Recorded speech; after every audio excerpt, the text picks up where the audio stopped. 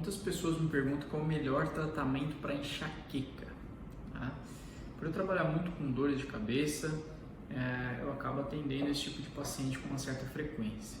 Porém, a enxaqueca, ela é algo assim que a gente não pode pensar em um tratamento para a vida toda, na maioria das vezes. Tá? Eu sei que é um pouco desanimador nesse sentido, mas dificilmente uma pessoa vai ficar livre de algumas crises de enxaqueca. Só que o que acontece?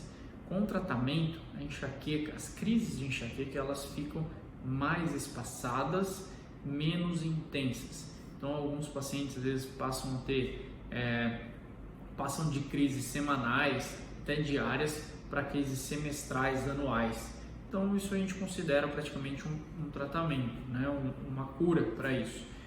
Porém, na maioria das vezes, isso não tem uma cura definitiva e a pessoa não pode apavorar quando tem uma crise, desde que ela seja esporádica, né?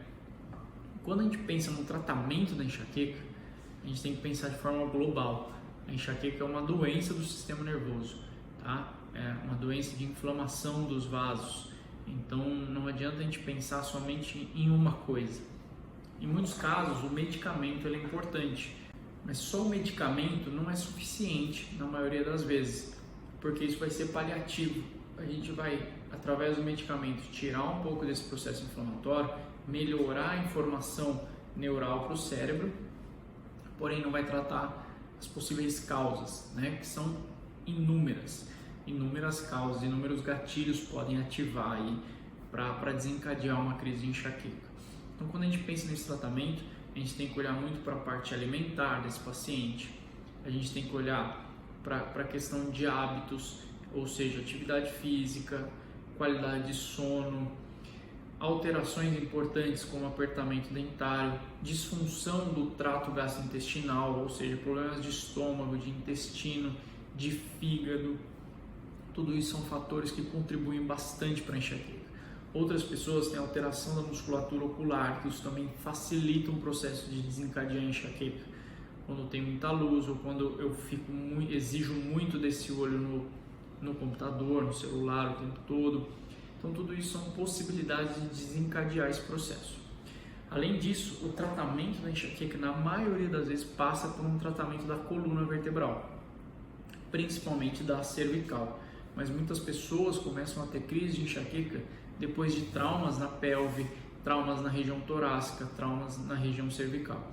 Então, a partir do momento que a gente consegue equilibrar essa coluna, que é esse nosso eixo, esse nosso centro, essa nossa sustentação, ajuda muito porque os estímulos nervosos para o cérebro, eles amenizam, é o que a gente chama de modulação da dor, ou seja, o cérebro ele consegue equilibrar um pouco mais dessa dor. Então isso é extremamente importante.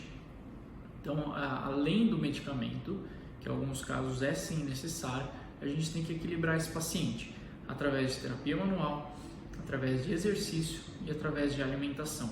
Sem esse tripé aqui é muito difícil a gente amenizar ao máximo as crises de enxaqueca.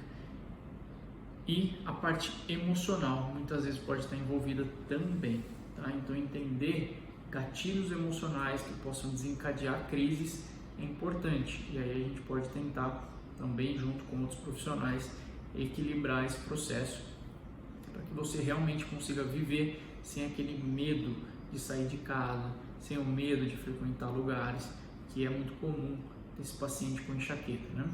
A enxaqueca ela tem tratamento, apesar da cura dela ainda não ter sido descoberta, ela tem tratamento e pessoas vivem sem enxaqueca por meses e até anos, tá? Então é possível a gente trabalhar em prol disso, para o seu benefício, para a sua saúde.